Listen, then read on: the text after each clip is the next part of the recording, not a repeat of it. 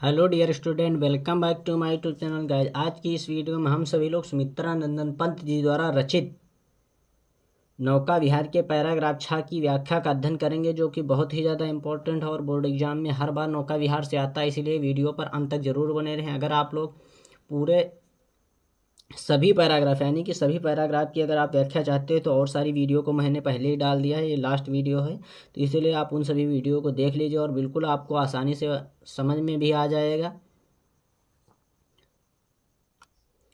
Guys, मैंने बहुत ही आसान व सरल शब्दों में बताया, जिससे आप लोग बोर्ड एग्जाम में अच्छे से लिख पाएँ और अच्छे मार्कों को अचीव कर सकें। क्योंकि गाइज यह बोर्ड एग्जाम में 10 नंबर का आता है। अगर आप लोगों को 10 नंबर अचीव करने हैं तो हमारी इस वीडियो पर अंत तक जरूर बने रहना होगा, क्योंकि पता नहीं कौन से पैराग्राफ की व्याख्या पूछ दे। तो इसीलिए आप सभी पैराग्राफ की व्याख्या को बिल्कुल आसानी से तैयार कर लें।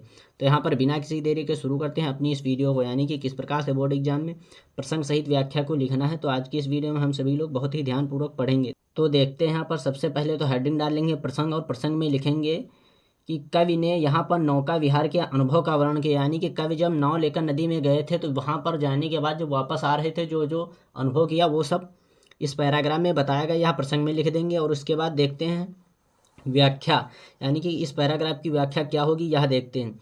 ज्यों ज्यों लगती नाव पार उर में अलौकिक सत विचार, सतमिस सैकड़ों उर्मिस हृदय।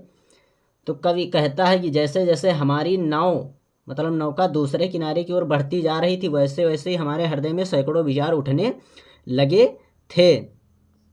इस धारा सी जग का क्रम शाश्वत, इस जीवन का उद्गम, उद्गम इस होता है उत्पन्न या उत्पन्न हुई, यानी कि किस प्रकार से जीवन का उत्पन्न हुआ, उत्पन्न होता है, उद्गम इस उत्पन्न। जिस प्रकार कवि यानी गंगा नदी के बारे में कहता है और उनके उसमें बह रहे जल के बारे में वर्णन करते हुए कहता है, जिस प्रकार धारा निरंतर बहती चली आ रही है और कभी समाप्त नहीं होती। यानी कि जिस प्रकार से धारा निरंतर बहती चलती चली आ रही होती है और कभी समाप्त नहीं होती, और आगे का जल बढ़ जाता तो उसका स्थान पीछे से आ रहा जल ले लेता। इसी प्रकार शाश्वत है गति शाश्वत संगम। इसी प्रकार जीवन का उद्गम भी शाश्वत है, शाश्वत है गति और शाश्वत है संगम। इसी प्रकार से जीवन का उद्गम भी शाश्वत है। जल धारा के समान ही जीवन की गति तथा मिलान भी शाश्वत है। शाश्वत नभ का नीला विकास, शाश्वत रस, शाश्वत शशि का यह शाश्वत नभ का नीला विकास, शाश्वत शशि का यह रजत हास। कवि कहता है कि आकाश का यह विस्तार शाश्वत है, यानी कि नभ में होता आकाश, नीला में नीला, विकास में बहुत बड़ा, यानी कि विस्तार।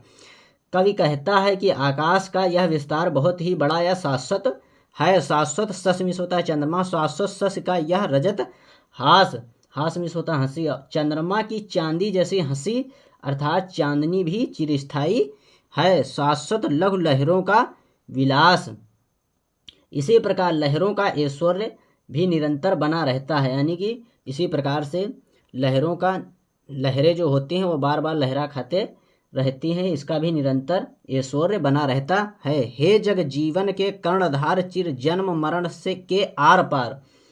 कवि भावनाओं के सागर में डूब गया और सोचने लगा, कवि भावनाओं के सागर में डूब गया और सोचने लगा कि हे संसार की जीवन रूपी नौका को चलाने वाले भगवान। यानी कि इस भगवान के बारे में कहता है कि हे संसार को जीवन रूपी नौका की तरह चलाने वाले भगवान। जन्म के पश्चात सदैव मृत्यु आती है और मृत्यु के पश्चात सदैव जन्म है।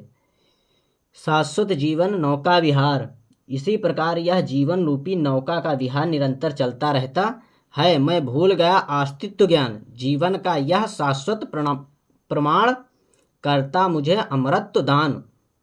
और कवि कहता है भावनाओं में डूबा कवि कहता है कि मैं चिंताशील होकर भी अपनी सत्ता का ज्ञान भुला गया।